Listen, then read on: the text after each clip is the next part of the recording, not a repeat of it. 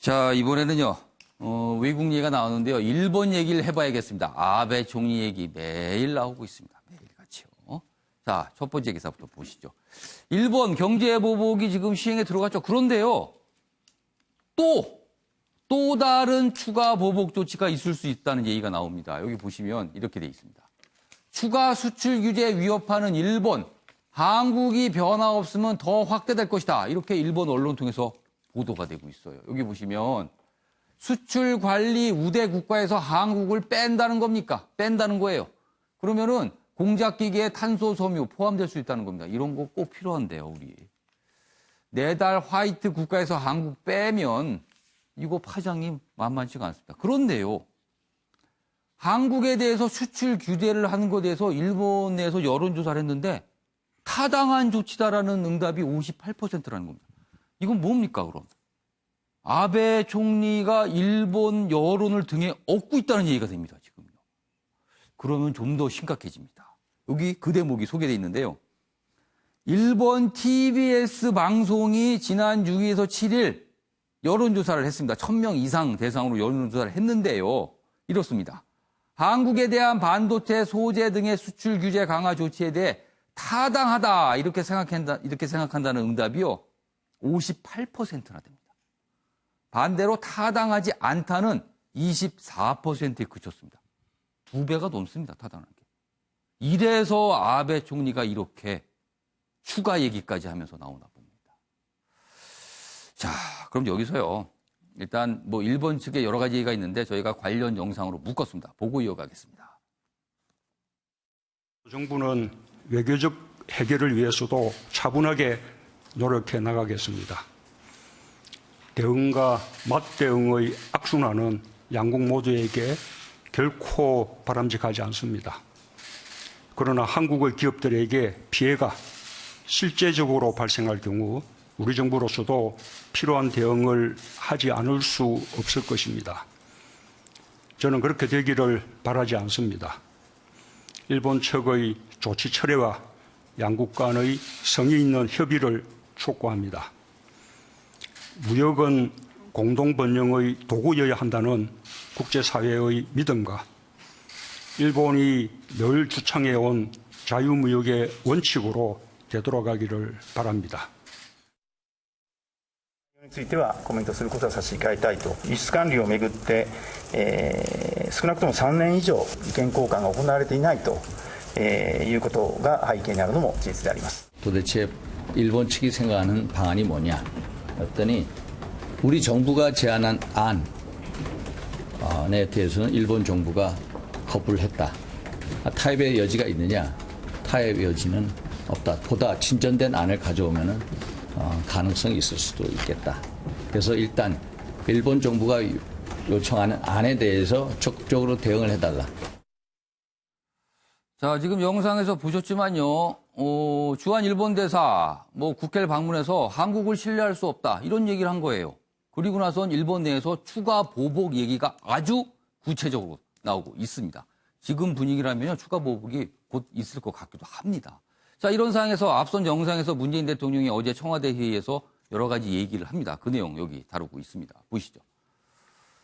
문재인 대통령, 한국 기업 피해 땐 대응한다. 필요한 대응을 하겠다라고 했습니다.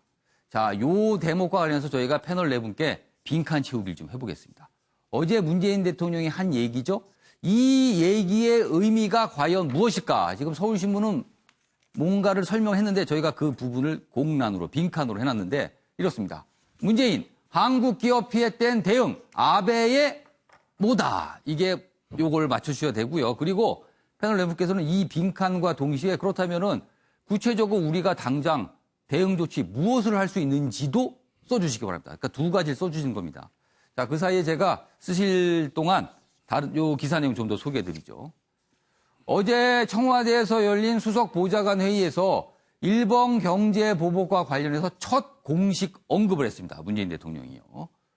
그러면서 정치적인 목적으로 거래 제한을 하는 거다. 세계가 우려하고 있다. 그러면서 바라지는 않지만 한국 기업에게 실질적인 피해가 발생을 할 경우에는 필요한 대응을 하지 않을 수 없다라고 이렇게 얘기를 한 겁니다. 여기 있습니다. 맞대응을 시사한 건데요. 그러면서 일본과의 어떤 대화 여지도 살짝 열어뒀습니다. 그리고요, 민간 대응 체계를 강조했다. 이런 얘기입니다. 자, 네 분께 뭐 짧은 시간 동안 좀 써달라고 했는데 일단, 네 분 답을, 일단 이 빈칸에 무엇이 들어갈지 네 분 답을 좀 동시에 한 분씩 빠르게 보겠습니다. 먼저 최경선 위원께서는요, 모순 지적, 그러니까 아베의 모순 지적, 그리고 김상일 평론가는 이성의 설득, 양심의 호소, 그러니까 아베의 양심의 호소 또는 뭐 아베의 이성의 설득 이런 뜻이라는 거네요. 그리고 이경환 변호사는 경고다. 그리고 양지열 변호사는 경고장이다. 그러니까 아베의 경고, 아베의 경고장 이런 빈칸이 된다는 거네요. 자, 그러면은 한 분씩 왜 이런 답을 쓰셨는지 그리고 구체적인 맞대응은 우리가 당장 무엇을 할 수 있을지 그 부분 동시에 들어보겠습니다. 먼저 최경선 의원께서는 모순 지적이라고 쓰셨어요. 말은 보니까 경고라고 하면은 더 매끄럽긴 하겠네요. 그런데 저는 이 내용상으로 봤을 때 예. 지금 아베가 하고 있는 일들이 자유무역을 본인은 주창하면서 예. 경제보복으로 나선다는 거 이것은 사실은 자기 내부의 논리적 모순에 빠진 겁니다. 그래서 그런 논리적 모순 그리고 이것이 장기화되면은 예. 국내 반도체를 통해서 세계 경제에도 우리의 반도체가 생산이 안 돼서 공급이 안 되면 세계의 모든 국가들이 피해를 입게 됩니다. 예, 예. 이런 공멸적 상황에 대한 모순적 태도나 행동 예. 이런 거에 대해서 우리가 빨리 지적을 해줘야 된다. 아베의 모순을 지적한 거다 이런 뜻이죠. 지적을 우리가 끊임없이 해줘야죠. 그리고 당장 맞대응, 필요한 맞대응을 할 수밖에 없다는데 그럼 무슨 대응을 할 수 있을까요, 우리가? 저는 저런 부분에 대해서는 예. 그러니까 서로의 보복과 보복을 통한 사태의 악화는 예. 절대 바람직하지 않다고 봅니다. 그것은 공멸로 가는 길이고 예. 빨리 그동안 우리 정부가 사실은 무대응 정책으로 일관해 왔는데 예. 저는 하루빨리 대화 채널을 가동을 해서 아베의 모순도 지적을 하고 그리고 예. 이 부분에 서로가 다른 부분들을 빨리 타협점을 찾아내야죠. 그러니까 당장의 어떤 맞대응을 하는 건 오히려 위험할 수 있다 이런 말씀이시네요. 알겠습니다. 김상일 평론가께서는 이성의 설득, 양심의 요소 이렇게 쓰였어요. 그러니까 아베가 지금 예. 오해를 하거나 예. 아니면 무시하는 내용이 뭐냐면 우리 대법 판결이 예. 국제적으로 통용되는 거다라는 거잖아요. 예.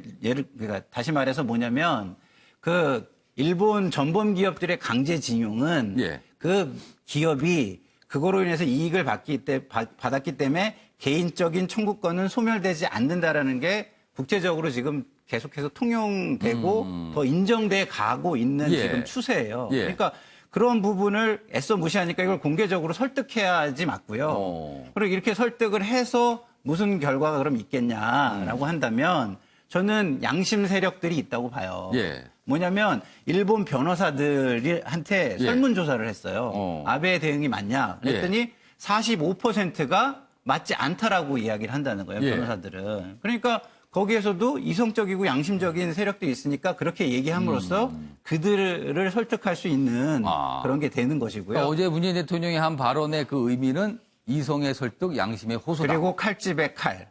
꺼내면 안 되지만 우리도 대응할 수 있는 당신들도 경제적으로 칼이 피해를 볼 수 있다라는 걸 있는 살짝 보여준 거네요. 그렇죠. 예. 그것이 필요하다. 그러나 그것을 꺼내는 순간에 우리가 공멸이죠, 공멸. 근데 그것은. 예. 궁금한 것은 그 안에 칼은 무엇일까요? 그럼? 그러니까 우리 제품이 일본에도 꼭 필요한 제품들이 있지 않습니까? 그런 것들도 우리도 뭐 아주 교묘하게 예. 뭐 장벽을 쌓을 수가 있죠. 일본이 꼭 필요한 제품을 일본을 못 가게 하는 방법인가요? 그럼? 그렇죠. 우리도 규제를 하는 거죠. 예를 들어 우리도 통관을 길게 한다든가 우리가 똑같이 할 수 있는 것들. 일본이 아파하는 부분들 이런 게 있는데 예.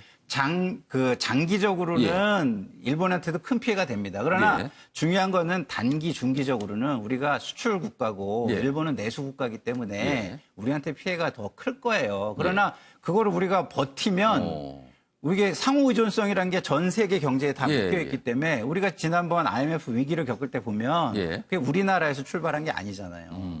그게 우리나라에서 위기를 겪거나 이러면 이게 일본으로 전이가 안 된다는 거는 저는 절대적으로 영향을 미칠 수밖에 없다는 걸 그들도 알고 있다고 저는 봅니다. 알겠습니다.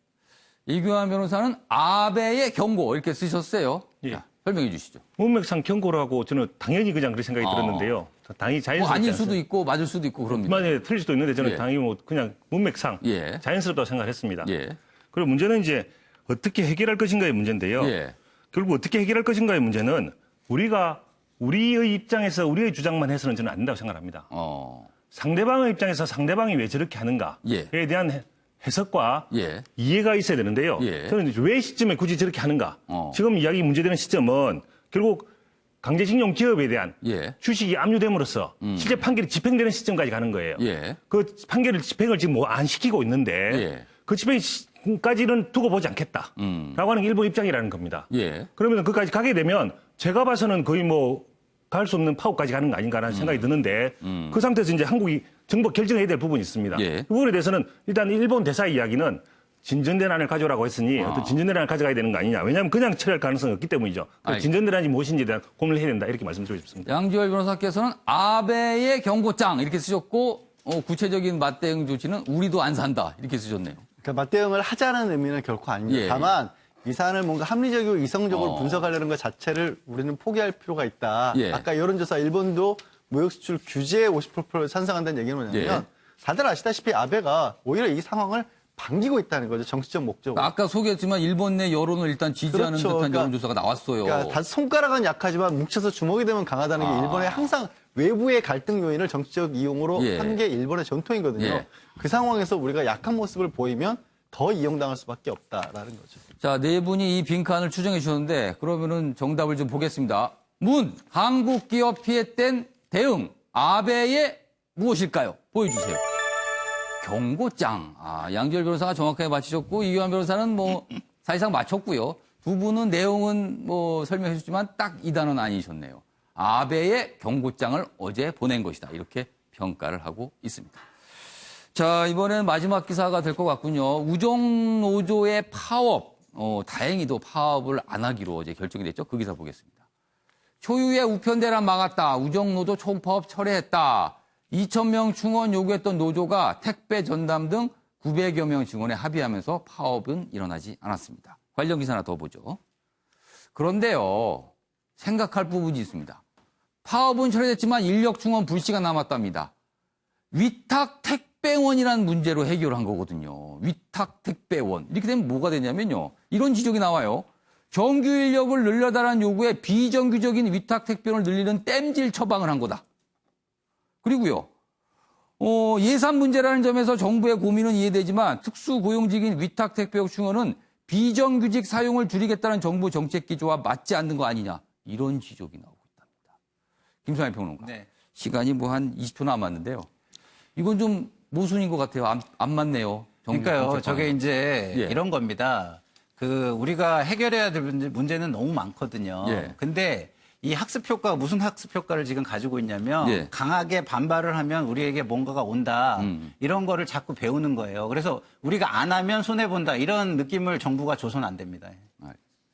아무튼 이 부분 불씨가 남아있다. 이렇게 기사가 되어 있습니다.